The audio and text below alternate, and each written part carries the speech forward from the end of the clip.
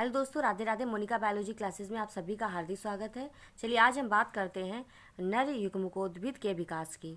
आपके पेपर में लॉन्ग में क्वेश्चन पूछा जाता है कि आवृतबीजी पौधों में नर युग्मकोद्भिद के विकास का सचित्र वर्णन कीजिए, या नर युग्मकोद्भिद के विकास का सचित्र वर्णन कीजिए। इस तरीके से पेपर लॉन्ग में आता है।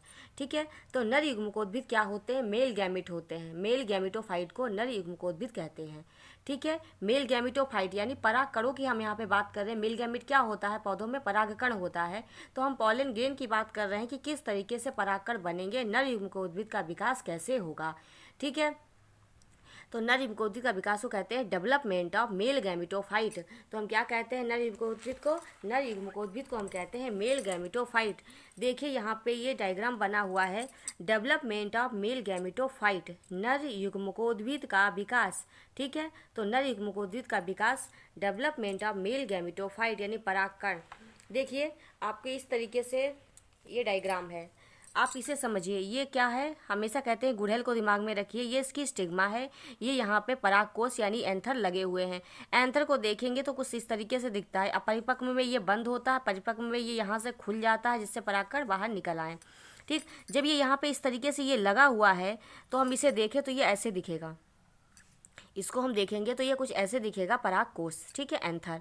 ठीक, ये जो बीच में लाइनें दिखाई पड़ रही ये होती हैं दरारें। दरारें पड़ेंगी बेटा तभी तो ये यहाँ से दरारों से ही क्या होता है, परागकण जो होता है, परागकोश होता है, वो फटता है और परागकण बाहर निकलते हैं। ठीक है, तो ये देखिए परागकोश है, इस तरीके से एंथर है, स्लिट मतलब ये दरारें हैं यहाँ पे। ये देखिए इस तरीके से कैसे बंद है, इसके अंदर परागकोश, ये परागकोश है, इसके अंदर क्या है, परागकण बन रहे हैं। ठीक, तो ये परागकोश है, ये दरारें इसमें बनी हुई हैं। अब ये देखिए अपरिपक्व कंडीशन में आया, ये जो ऐसे दिखाई पड़ रहा है इसके अंदर पॉलन ग्रेन भरे हुए हैं। यानी क्या है, परागकोश के अंदर परागकण ये भरे हुए हैं, ये यहाँ से बंद है। और ये की क्या है, दरारें भी हैं यहाँ पे। जब इसके अंदर परागकण बंद है, जब ये दरारें क्या होंगी, यहाँ से ये फटेंगी तो परागकण बाहर निकलेंगे। ठीक, तो ये क्या है, यहाँ से बंद है, दरारें हैं, इसके अंदर परागकण ये बने हुए हैं, ये देखो अंदर भरे हुए हैं पॉलन ग्रेन। ठीक, अब ये भरे हुए हैं, आगे क्या होता है, जब ये पक जाएगा तो क्या होगा, ये फटेंगे। देखिए इस तरीके से ये दरारें यहाँ से, ये जो पंख टाइप का दिखाई पड़ रहा है, इसका मतलब ये यहाँ से खुल रहे हैं।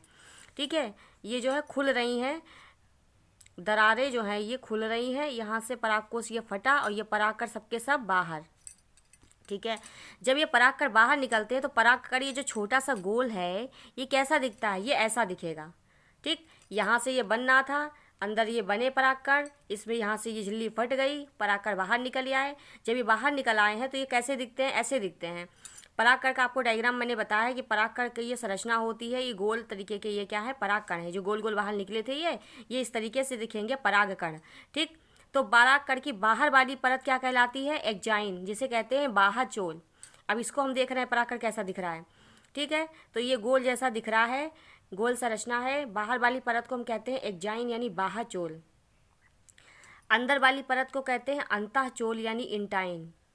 बाहर वाली परत एक्जाइन बाह्य चोल है, अंतःचोल क्या है, इंटाइन है, अंदर वाली परत है। बीच में ये जो गोल कोशिका पाई जा रही, इस कोशिका को कहते हैं जनरेटिव सेल यानी जनन कोशिका। ठीक है, एक्जाइन है, इंटाइन है यानी बाह्यचोल, अंतःचोल है, बीच में जो कोशिका है इसे कहते हैं जनरेटिव सेल यानी जनन कोशिका कहेंगे। ये जो अंदर केंद्रक पाया जा रहा है ट्यूब न्यूक्लियस, जिसे कहते हैं हम नली केंद्रक कहते हैं। क्या कहते हैं, जिसे नली केंद्रक कहते हैं। अब ये परागकण जब पकेगा यानी अंकुरित होगा तो परागकण क्या होता है, परागकोश के अंदर ही अंकुरित हो जाता है। जब ये फटता है, जब ये फटेगा तो इसके अंदर ये सारी चीज़ें बन जाएंगी, इसकी पूरी संरचना तैयार हो जाएगी। ठीक, तो ये देखिए एक्जाइन है, बाहर चोल, अंतःचोल है, इंटाइन है, अंदर ये क्या है, इस तरीके से ये दिखाई पड़ रहा है, साइटोप्लाज्म इसका भरा हुआ है पानी। जो ये ट्यूब न्यूक्लियस दिख रहा था बेटा, ये ट्यूब न्यूक्लियस जो है ट्यूब बनाता है। यही ट्यूब क्या होती है, अंडाशय तक जाती है, जिससे कि ये मेल गैमेट जो है अंडे तक पहुंच जाएं। एक ट्यूब बनती है, ट्यूब के सहारे क्या होते हैं, ये गैमेट ऐसे नीचे जाते हैं और अंडाशय में पहुंच जाते हैं। ठीक, तो ये क्या है, इस तरीके से दिखाया गया, ये ट्यूब न्यूक्लियस था, इसकी ट्यूब बना लेता है। ठीक है, जब ये ट्यूब बना लेगा, इस ट्यूब को क्या कहते हैं, पॉलन ट्यूब कहते हैं। पराग नलिका, परागकण है तो नली क्या हो गई, पराग नलिका हो गई, पॉलन ट्यूब। तो इसके अंदर दो मेल गैमिट हो गए, मेल गैमिट यानी नर युग्मक। तो कितने नर युग्मक हैं, दो नर युग्मक हैं। ये 2 मेल गैमेट हो गए और एक क्या हो गया, ट्यूब न्यूक्लियस, यानी नली वाला जो केंद्रक था वो हो गया ट्यूब न्यूक्लियस। तो ये पराग कण है, पराग नलिका बनी, 2 केंद्रक, 2 मेल गैमेट हो गए, नरी युग्मक, एक हो गया ये ट्यूब न्यूक्लियस, यानी कि जो ट्यूब थी इसका केंद्रक क्या था, ट्यूब न्यूक्लियस था। इस तरीके से पराग कोश से क्या हुआ, पराग कण बने, बाहर निकले, ये इसकी संरचना है। अब ये जो पराग कण बन गया है, अब ये क्या होगा, वर्तिकाग्र पर पहुंच जाएगा, वर्तिकाग्र पर ये परागण करेगा, वहाँ से इसमें ये ट्यूब निकलेगी और ये गैमेट क्या होंगे, नर युग्मक क्या होंगे, मादा वाले भाग तक यानी कि अंडाशय तक, अंडे तक पहुँच जाएंगे। इस तरीके से पराग कण का अंकुरण होता है, नर युग्मक बनता है, तो नर युग्मकोद्भिद का विकास इस तरीके से होगा। ठीक है, देख लीजिए यहाँ पे ये लिखा हुआ है, एक बार इसको पढ़ लीजिए। नर युग्मकोद्भिद का विकास, जो चीज़ समझाइए वही देखिएगा। पराग कोश के स्फुटन के समय, स्फुटन का मतलब होता है फटना, जब पराग कोश क्या होता है, फटता है, उस समय मध्य स्तर, बीच वाला स्तर और टैपिटम स्तर, टैपिटम जो पराग कणों को क्या आता है, पोषण दे रही थी, वो सारी परतें क्या होती है, नष्ट हो जाती हैं। जब पराग कोश के स्फुटन के समय मध्य स्तर व टैपिटम स्तर नष्ट हो जाते हैं, इस प्रकार पराग कोश भित्ति में केवल बाह्य त्वचा और अंतः त्वचा रह जाती है। बाह्य त्वचा और अंदर वाली त्वचा ये रह जाती है, यहाँ से तो सब निकलेंगे ही बाहर। तो पराग कोश के स्फुटन के समय, फटने के समय मध्य स्तर व टैपिटम स्तर नष्ट हो जाते हैं, खत्म हो जाते हैं। इस प्रकार पराग कोश भित्ति में केवल बाह्य त्वचा, बाहर वाली त्वचा और अंदर वाली त्वचा रह जाती है। पराग कोश का स्फुटन दरारों से होता है, यानी पराग कोश जो कहाँ से फटते हैं, दरारों से फटते हैं, जो प्रायः 2 परागधानियों के मिलने के स्थान पर होता है। दरारें कहाँ होती हैं, जब ये परागधानी आपस में मिलती हैं, ये परागधानी आपस में मिलती हैं, यहीं से तो ये फटेंगे। तो 2 परागधानियों की जहाँ पे मिलती है वहाँ से क्या होता है, इसका स्फुटन होता है, यानी कि फटते हैं। ठीक है, स्फुटन के बाद जब परागकोश फट जाता है, स्फुटन के बाद क्या होता है, परागकण स्वतंत्र हो जाते हैं, परागकण स्वतंत्र हो जाते हैं और परागकोश से क्या होते हैं, बाहर निकल जाते हैं। ठीक है, तो स्फुटन के बाद परागकण स्वतंत्र हो जाते हैं। परागकोश के स्फुटन के से पहले ही परागकणों का अंकुरण हो जाता है। जब परागकोश फटते हैं उससे पहले ही परागकण बनकर तैयार हो जाते हैं, उनका अंकुरण हो जाता है। इस अवस्था में परागकण का केंद्रक समसूत्री विभाजन द्वारा विभाजित होकर 2 केंद्रक बना लेता है। तो परागकण में कितने केंद्रक होते हैं, 2 केंद्रक होते हैं। बड़े केंद्रक को हम वर्धी केंद्रक यानी नली केंद्रक कहते हैं। कहा था ट्यूब न्यूक्लियस है, इस तरीके से ट्यूब में बना था, वो क्या था, 2 मेल गैमेट थे, एक ट्यूब न्यूक्लियस था।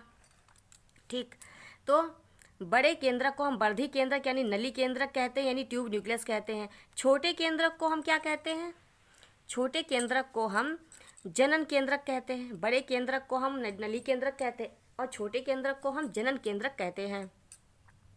ठीक है, इस तरीके से 2 केंद्रक बन गए। ठीक, मेल गैमेट बन गया, परागकण का स्फुटन हो गया, अंकुरण हो गया, बाहर निकल गए। अब क्या होगा, अब परागकण परागकोश को छोड़ देते हैं। जब ये सब बनकर अंदर केंद्रक बनकर तैयार हो गए, अब परागकण क्या होगा, परागकोश को छोड़ देंगे, बाहर निकल जाएंगे। अब जब बाहर निकल गए, अब क्या होगा, अब परागकणों का विकास मादा पुष्प के स्त्री केसर के वर्तिकाग्र पर होता है।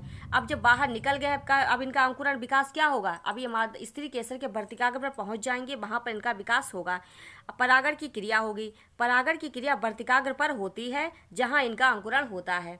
ठीक है, परागण की क्रिया कहाँ हुई है, वर्तिकाग्र पर हुई है, जहाँ पर इनका अंकुरण हुआ वहाँ पर ये क्या गए, वर्तिकाग्र पर मिल गए, वहाँ पर परागकण पहुँच चुके हैं। ट्यूब, अब क्या होगा, ट्यूब बनाएंगे, परागकण वहाँ से उठेंगे और कहाँ पहुँच जाएंगे, अंडे तक पहुँचेंगे। इस तरीके से मेल गैमेट का विकास होता है। नर युग्मक परागकोश से बाहर निकलते हैं, पक जाते हैं, अंकुरण हो जाते हैं और परागण के द्वारा क्या होगा, वर्तिकाग्र पर पहुँच जाते हैं। तो ये हो गया नर युग्मकोद्भिद का विकास। आप सभी लोग इसे तैयार करिए। आशा करते हैं आपको समझ में आ गया होगा। मैंने यही चीज़ बताई है जो बनी हुई है, परागकोश में बने, बाहर निकले, इस तरीके से रचना बनी, परागण हुआ, वर्तिकाग्र पर पहुंच गए, बस इतना आपको इसमें लिखना है। ठीक है, तो इस तरीके से आप इसे तैयार करिए। आशा करते हैं आपको वीडियो अच्छा लगा होगा। आप हमारी वीडियो देखते रहिए, कमेंट और लाइक करिए। अगर अभी तक आपने चैनल को सब्सक्राइब नहीं किया तो फटाफट कर लीजिए। धन्यवाद।